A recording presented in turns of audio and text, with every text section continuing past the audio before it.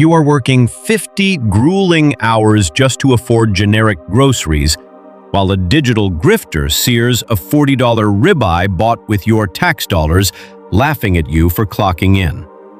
The system hasn't broken, it's been hijacked. I infiltrated this shadow economy, and the truth will shatter your reality. The sound itself is intoxicating. The sharp, aggressive crackle of a prime, perfectly marbled ribeye steak making contact with a searing cast-iron skillet. Under normal circumstances, this is the acoustic signature of a celebration, the hard-earned reward for a grueling week of honest labor, or a rare anniversary dinner at a high-end steakhouse. But in a recently viral digital transmission that set the internet utterly ablaze, that mouth-watering sizzle was weaponized. It was transformed into a profound audio insult aimed squarely at the spine of this country.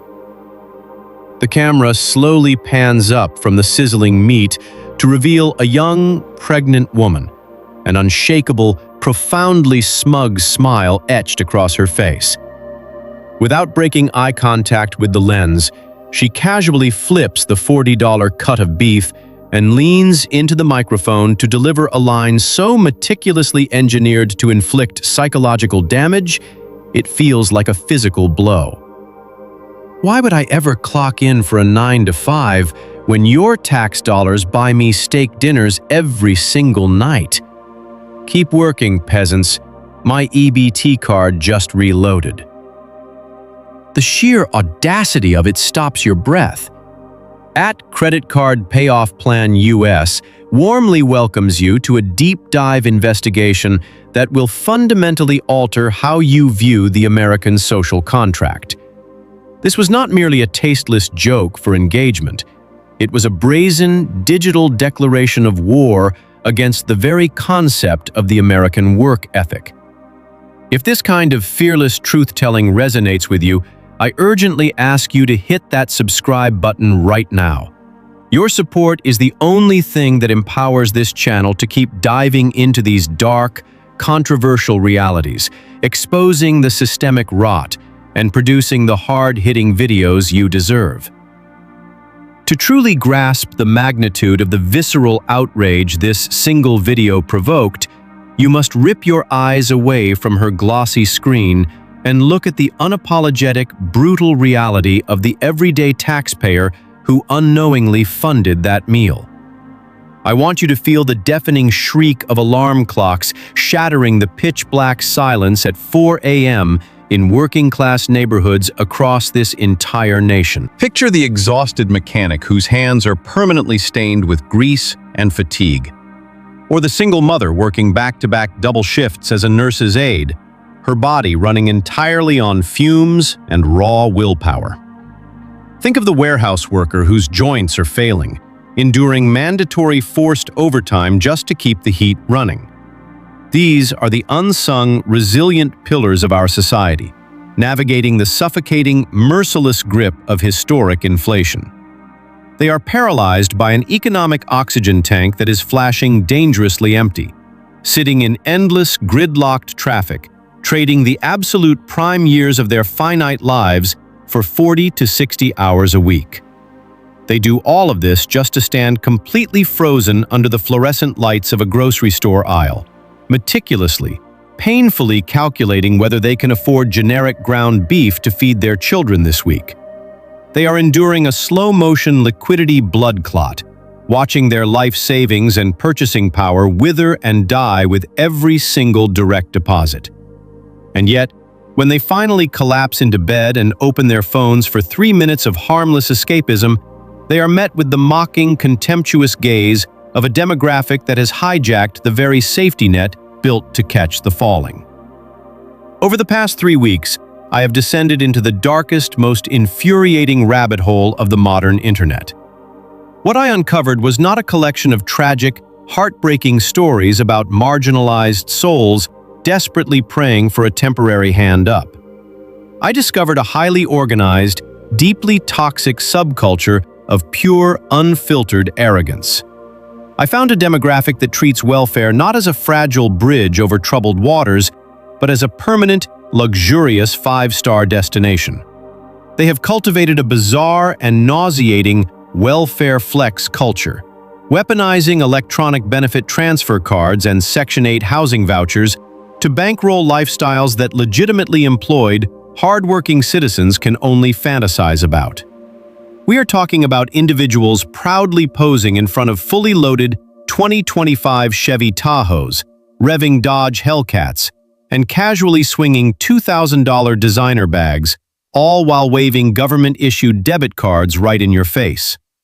They are suffocating on a mountain of cash, and the most sinister part of this entire grand illusion is that the money belongs to you. To understand how your hard-earned tax dollars are being systematically diverted into these digital vanity projects, we have to look past the flashy videos and examine the labyrinth of bureaucratic incompetence that makes it all possible.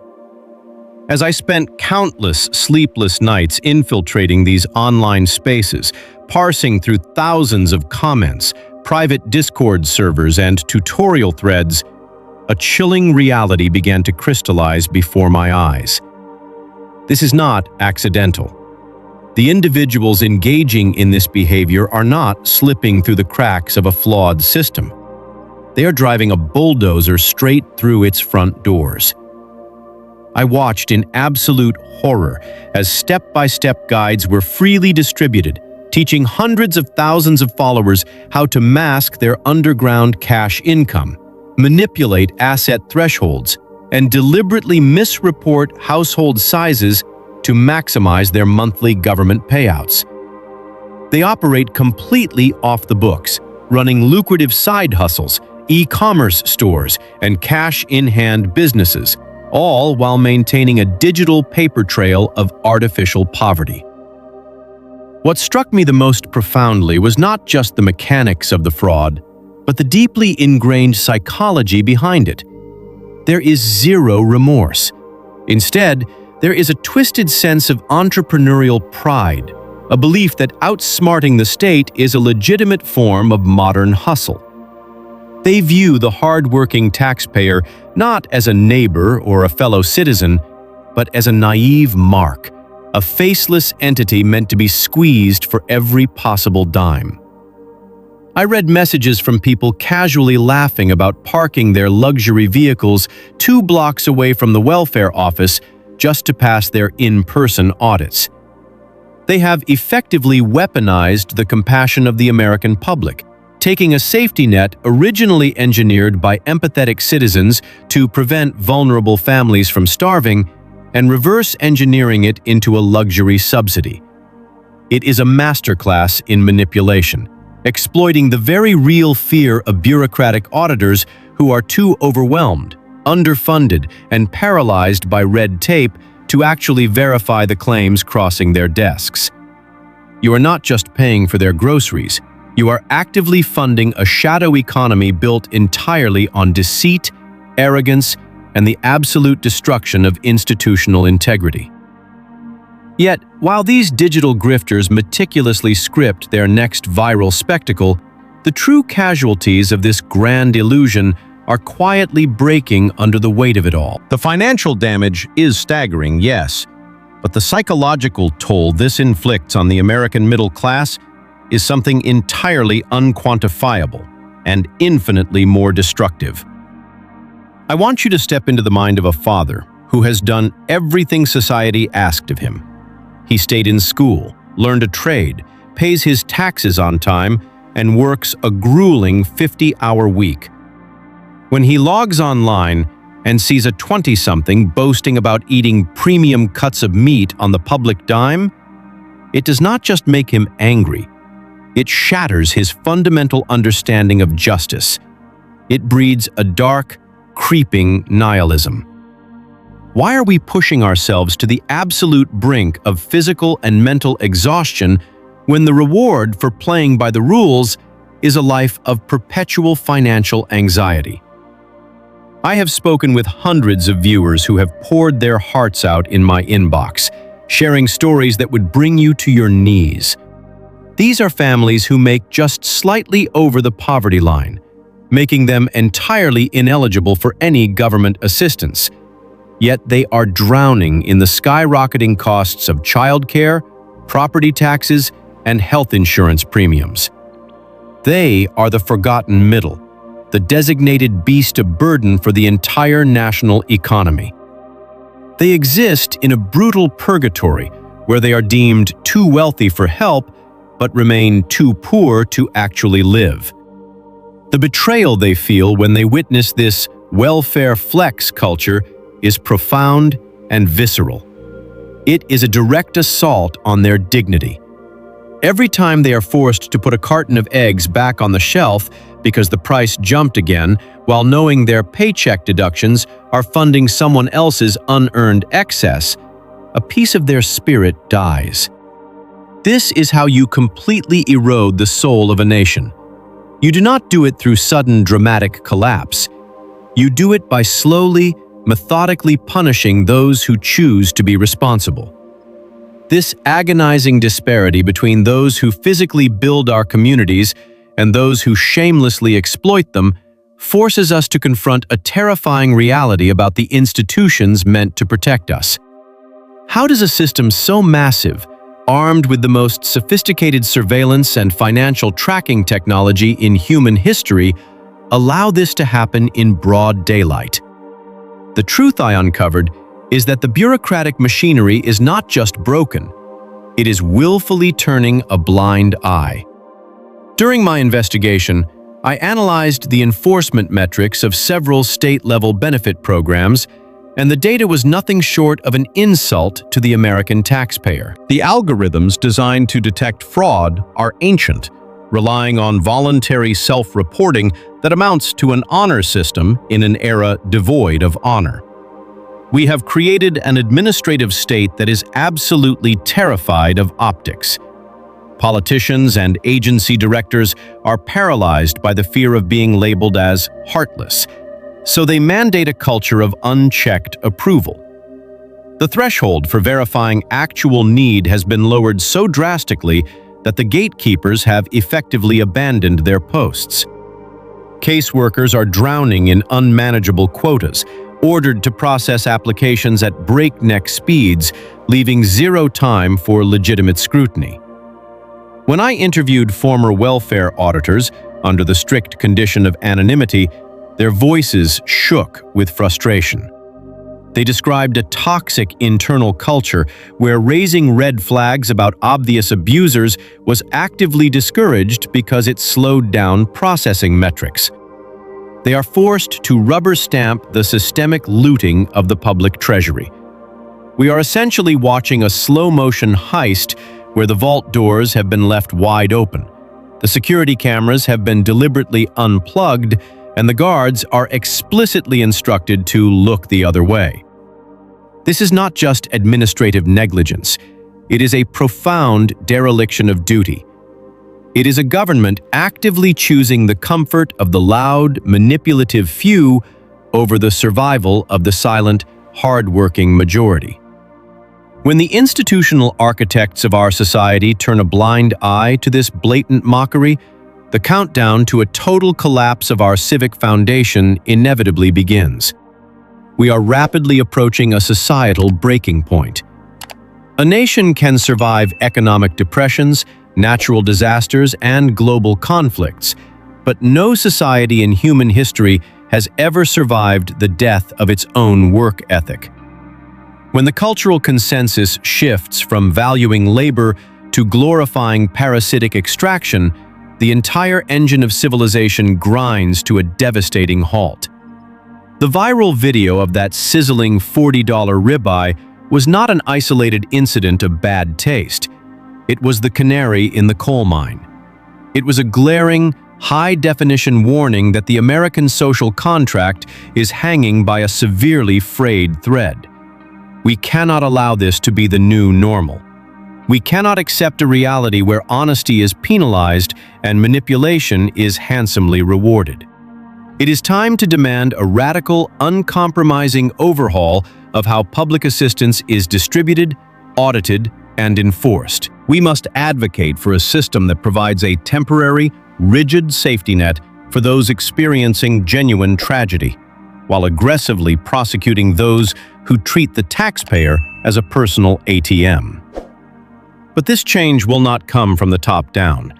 It requires everyday citizens to stop suffering in silence, to refuse to be gaslit into believing that pointing out this systemic rot is somehow cruel or uncaring. True compassion means protecting the integrity of the system so it actually exists for those who truly need it, while fiercely defending the dignity of the people who fund it. I will not stop exposing these dark realities, but I need you standing right there with me. If this investigation moved you, if you feel that familiar fire of righteous indignation burning in your chest, share this video, subscribe to @CreditCardPayoffPlanUS, and let your voice be heard in the comments. We are the backbone of this country, and it is time we demand the respect we have rightfully earned. Keep fighting, keep working, and I will see you in the next deep dive. The rampant exploitation of public assistance programs has evolved from isolated loopholes into a meticulously orchestrated shadow economy that actively drains taxpayer resources.